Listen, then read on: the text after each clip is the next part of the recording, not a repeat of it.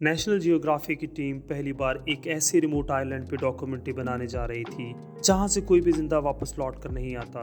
जब वो लोग साहिल के करीब पहुंचे तो आइलैंड के जंगल में से कुछ अजीबोगरीब नंगे तरंगे लोग नमूदार हुए और उन्होंने नेशनल जियोग्राफी की शिप पर तीरों की बारिश कर डाली। इस हमले में डायरेक्टर की टांग जख्मी हो गई और वो उल्टे पांव वापस भागने पर मजबूर हो गए।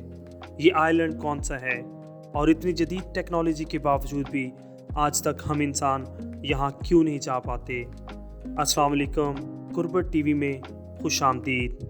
नाजरीन, इंडिया के ईस्ट में करीब 1400 किलोमीटर दूर अंडमान आइलैंड मौजूद है। ये इंडियन टेरिटरी का ही हिस्सा है जहाँ पर कई छोटे बड़े गांव मौजूद हैं। मैप पर देखा जाए तो अंडमान आइलैंड में सबसे ज़्यादा आबादी वाला शहर पोर्ट ब्लेयर नज़र आता है, जहाँ पर एयरपोर्ट भी मौजूद है। ये एयरपोर्ट ही है जो अंडमान आइलैंड को पूरी दुनिया से कनेक्ट करने में इम्पॉर्टेंट पार्ट प्ले करता है। रोज़ाना दुनिया भर के जहाज़ यहाँ लैंड करते हैं, लेकिन हैरत की बात यह है कि इतने चहल पहल वाले शहर से सिर्फ 50 किलोमीटर दूर एक ऐसा आइलैंड है जहाँ इंसानों की वो सिविलाइजेशन बसती है जिन्होंने अपनी अलग दुनिया बसा रखी है। नॉर्थ सेंटिनल आइलैंड के नाम से पहचाने जाने वाला आइलैंड सिर्फ 50 स्क्वायर किलोमीटर से बड़ा है, जिसको पूरी तरह से घने दरख्तों ने छुपा रखा है। यही वजह है कि ना ही सैटेलाइट और ना ही किसी ड्रोन से इसके अंदर देखा जा सकता है। इस आइलैंड पर कौन सा कबीला रहता है और इसके अंदर ऐसा क्या राज छुपा है, ये आज तक कोई नहीं जान पाया। हिस्ट्री में कई बार यहाँ जाने की कोशिश की जा चुकी है, लेकिन ये कबीला किसी भी आउटसाइडर को किसी सूरत बर्दाश्त नहीं करता। ये लोग तैश में आ जाते, तीर बरसाते और जान लेना तो इनके लिए कोई मायने भी नहीं रखता। ऐसा माना जाता है कि इन्होंने दुनिया के अंदर दुनिया बसा रखी है जहाँ पे ये हजारों सालों से रहते आए हैं। पोर्ट ब्लेयर की मॉडर्न सिटी से सिर्फ 50 किलोमीटर दूर इस आइलैंड पे आज भी शायद स्टोन एज चल रही है। लेकिन आखिरकार ऐसा क्यों है? ये लोग बाहर की दुनिया से कोई राब्ता क्यों रखना नहीं चाहते? सदियों से ये माना जा रहा है कि नॉर्थ सेंटिनल पे रहने वाला ये कबीला ह्यूमन सिविलाइजेशन का वो ग्रोह है जो हमसे किसी दौर में बिछड़ गया था। तकरीबन 26,000 साल पहले समंदर का लेवल बहुत कम हुआ करता था। तब ये आइलैंड नहीं बल्कि एशियन कॉन्टिनेंट का हिस्सा हुआ करता था। ग्लोबल वार्मिंग की वजह से समंदरों का लेवल बढ़ता गया और तभी अंडमान और नॉर्थ सेंटिनल का ताल्लुक हमारी दुनिया से ख़त्म हो गया और वो एक आइलैंड बनकर रह गए। 1867 में जब इंडिया पर ब्रिटिश राज था, तब उनकी एक शिप इंडियन कोस्ट से अंडमान आइलैंड जा रही थी, तो रास्ते में नॉर्थ सेंटिनल आइलैंड के करीब वो ख़राब हो गई। इस शिप में तकरीबन 106 ब्रिटिश और कुछ इंडियन मौजूद थे। उन्होंने समझा कि ये आइलैंड वीरान है और यहाँ शायद कोई नहीं रहता, लेकिन उनकी ये सोच कुछ ही लम्हे में बदलने वाली थी। रेस्क्यू के इंतज़ार में इन्होंने कुछ दिन यहीं पर पनाह लेने का फैसला किया। तीसरे ही दिन आइलैंड पे छुपे लोगों ने इन पर तीरों से हमला कर दिया। कई लोग मारे गए और कई को रॉयल नेवी ने रेस्क्यू कर लिया। नॉर्थ सेंटिनल आइलैंड के साथ ये दुनिया का पहला कांटेक्ट था जो खून खराबे पे ख़त्म हुआ। अगले 13 सालों में किसी ने भी यहाँ आने की हिम्मत नहीं की।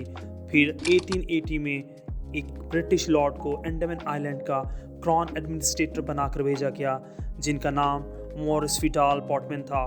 इन्होंने यहाँ से अपने प्लान के मुताबिक दोस्ताना माहौल और उनको जानने के लिए एक फैमिली जिनमें माँ बाप उनके 4 बच्चे थे अगवा करके अपने साथ अंडमान आइलैंड पे ले गए, जहाँ बाहर की बीमारियों ने माँ बाप को अपनी लपेट में ले लिया और वो अपनी ज़िंदगी की बाजी हार गए। मॉरिस विडाल ने बच्चों के साथ अच्छा सलूक किया और फिर वापस उनको नॉर्थ सेंटिनल पर छोड़ दिया और अपने मंसूबा को फेल करार दे दिया। अगली कई दहाइयों में कोई भी यहाँ चाहता तो उसे मार कर साहिल पर उसकी लाश लटका दी जाती। 1947 में अंडमान आइलैंड वाला सारा एरिया इंडिया के हिस्सा में आ गया। फिर इंडियन गवर्नमेंट ने फैसला किया कि इस नाराज़ कबीले से एक पीसफुल कॉन्टैक्ट किया जाए। 1967 में एक इंडियन एंथ्रोपोलॉजिस्ट त्रिलोकनाथ पंडित ने ये काम अपने सर लिया। वो गिफ्ट फेंकते और इसके गिर चक्कर लगाते। वो दरअसल इस कबीले का दिल जीतना चाहते थे। 1974 में नेशनल जियोग्राफी की टीम आइलैंड पे एक डॉक्यूमेंट्री बनाना चाहती थी जिसका नाम man in search of man रखा गया।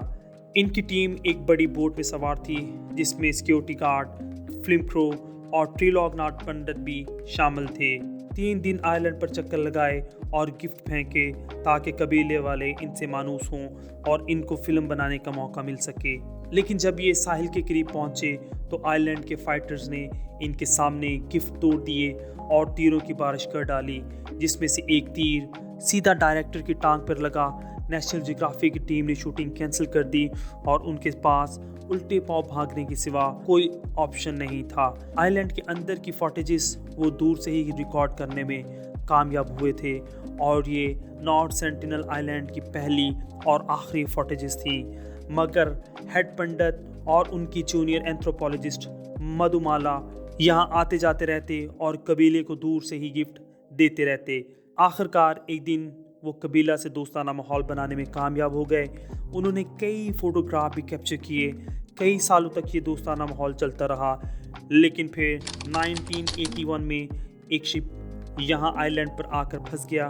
वो लोग रेस्क्यू का वेट करने लगे, जिसमें तकरीबन 30 लोग सवार थे। उन्होंने देखा कि आइलैंड के तकरीबन काफ़ी लोग इन पर तीर बरसा रहे हैं। इन्होंने अपनी कंपनी से इमरजेंसी राब्ता किया, जिनको बाद में वहाँ से एयरलिफ्ट कर लिया गया।